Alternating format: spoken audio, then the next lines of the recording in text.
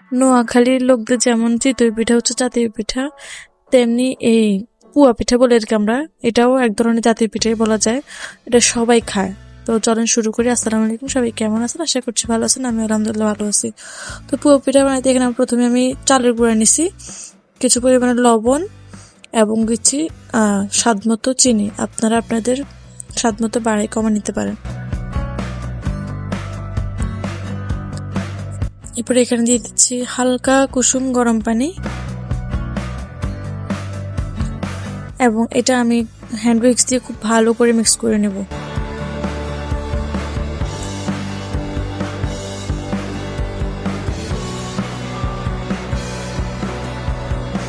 এই যে মিক্স করা শেষ, আমি অফ ক্যামেরায় মিক্স করে নিছি। এরপর এখানে দিচ্ছি আমি আটা।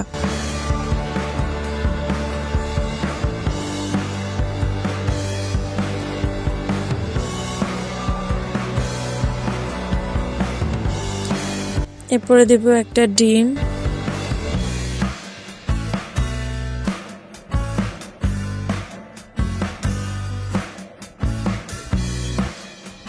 ছোটবেলায় আমার আম্মুর কাছে আমি খুব আবদার করতাম যে আমাকে এই পুয়া পিঠাটা বানাই দেওয়ার জন্য। তো এটা বানানোর পর মাঝখানে যারা খায় তারা জানে মাঝখানে যে একটা শক্ত অংশ থাকে, ওইটা কিন্তু আবার আমি খাই না। ওইটা কি করি, মাঝখানে ওইটা আবার তেলের মধ্যে দিয়ে একদম মচমচা করে ভাজি করে এরপর খাই। ওইটা অনেক মজা, ছোটবেলার স্মৃতিগুলো অনেক মনে পড়ে এখনো এগুলা খাইতে গেলে।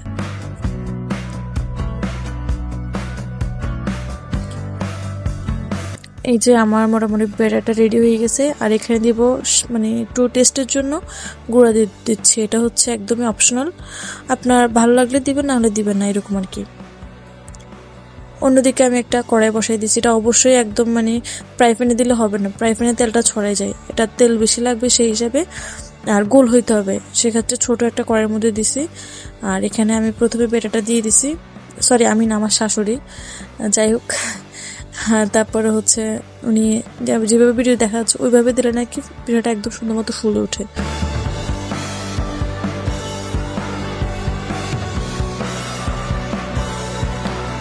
এখন শুধু কাজ হচ্ছে এপাশ ওপাশ করে ভেজে নেওয়া।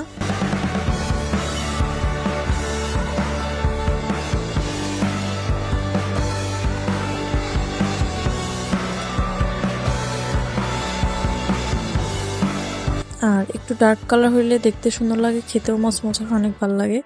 এই তো আমাদের পিঠা হয়ে গেছে। এখন আমার শাশুড়ি এটা নামাই নিচ্ছে। আবার একসাথে মানে 2-3টে পিঠা আমার আম্মু ভাজতে পারে। তো যাই হোক, সবাই ভালো থাকবেন, দেখা হবে নেক্সট কোনো ভিডিওতে। আসসালামু আলাইকুম।